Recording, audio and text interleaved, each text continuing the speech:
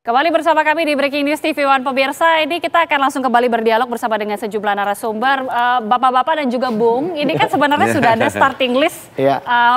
Ini mungkin prediksi juga ya, sudah keluar, ini sudah ada di tangan kita semua. Kita juga akan hadirkan untuk pemirsa. Ini adalah prediksi formasi Timnas Indonesia versus Irak Piala Asia U23 2024. Ini bukan prediksi ya, udah formasi yang diturunkan pada malam hari ini.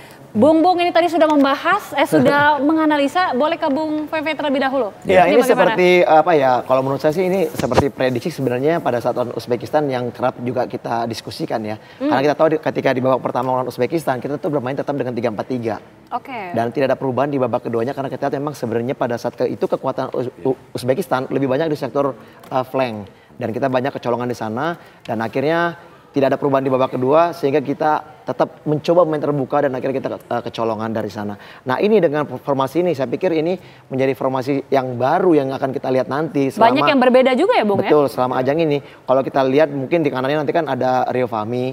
Sementara penjaga gawang tetap mungkin Hernando. Sementara di tengah itu Ferrari dan juga Hapner. Di kiri ada Pratama. Di tengah itu kemungkinan besar itu ada Ivar Jenner, ada Natancho dan juga ada Marcelino. Sementara di depan itu tentunya sebagai seorang striker kanan Witan dan di kirinya kemungkinan Kelly ya. Kelly yang bermain menurut saya sangat baik ketika lawan Australia dan diberikan kesempatan. Artinya di sini mungkin ini bisa jadi adalah kontra strategi bagi tim.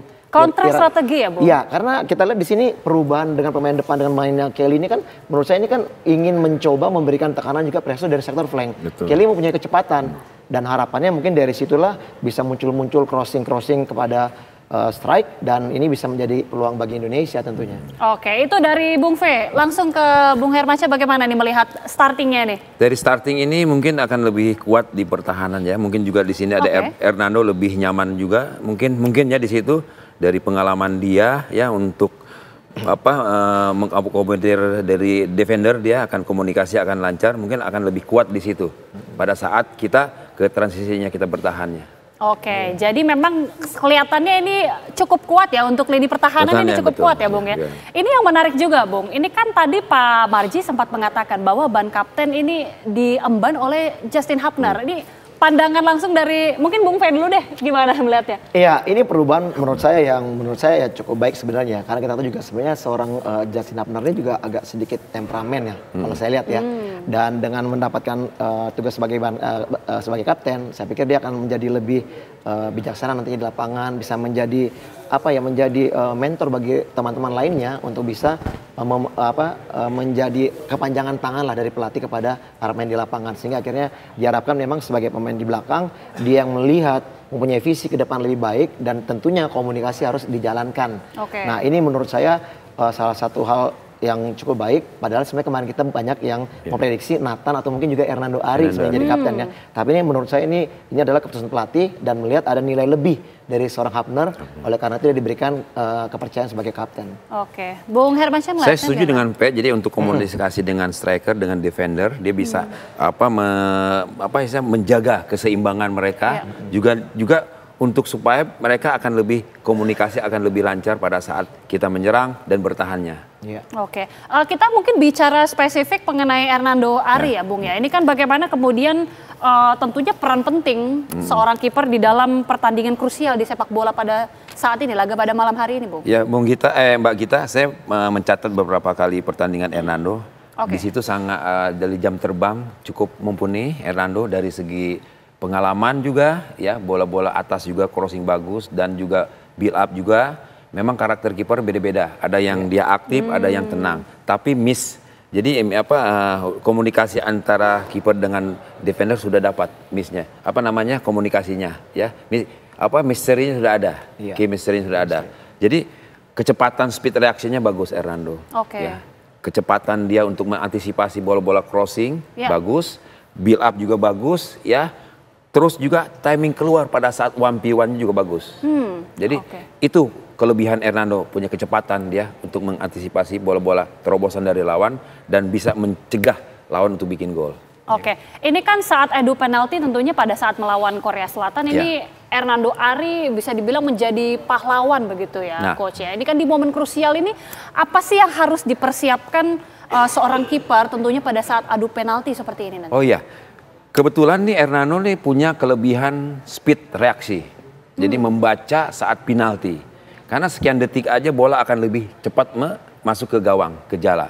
Dan di sini feeling, karena kiper mempunyai feeling insting. Berbeda dengan pemain lain ya, feeling dan punya kecepatan. Dan dia Hernando tidak menyia-nyiakan kesempatan itu pada saat dia membaca situasi permainan dan penalti, dia bisa cepat mengantisipasi bola penalti. Kecepatan dia yang punya kelebihan Hernando itu. Kelebihan dari Hernando ini ya? Ya betul.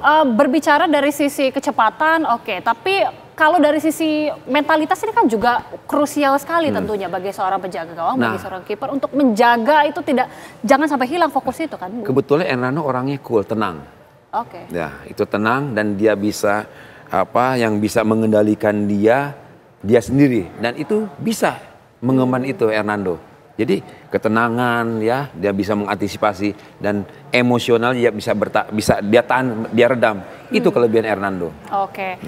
Bung Fe, ini kan tadi Bung Fe juga sempat menyebutkan ya mengenai mentalitas dan juga menjaga emosi, menjaga ketenangan. Kalau kata Bung Hermansyah tadi, kalau Hernando mungkin bisa menjaga ketenangan. Pemain-pemain lain, apalagi nanti melawan Irak yang kalau kata Bung, sepertinya akan ada banyak gontok ini, takutnya ya jangan sampai. Tapi bagaimana persiapannya kira-kira? Setiap pemain memang diperlukan confidence ya. Confidence ini itu tentunya pemain sendiri yang bisa melakukan itu ya. Karena kita tahu juga memang dari pihak pelatih, mungkin dari pihak jajaran ofisialnya juga hanya bisa memberikan arahan. Tapi dimanapun di dalam lapangan itu pemain yang menentukan segalanya. Dan mungkin saya pikir ketenangan itu, confidence itu memang sangat dibutuhkan.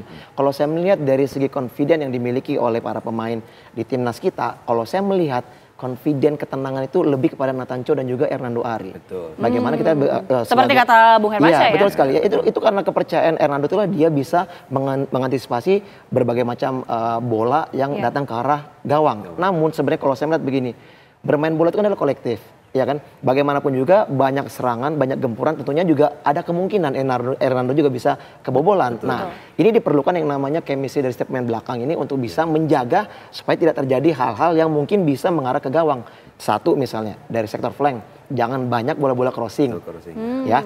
Terus pemain defender jangan banyak melakukan pelanggaran di area kotak penalti ataupun di luar kotak penalti, karena tentunya pasti peluang itu berbahaya bagi Hernando sendiri. Ya, dan juga banyak masalah-masalah yang memang harusnya istilahnya game plan yang harus dimainkan itu benar-benar secara disiplin dilakukan oleh pemain, sehingga akhirnya apa yang dilakukan itu adalah hasil dari kerjasama dengan tim. Jadi bukan cuma personal per personal.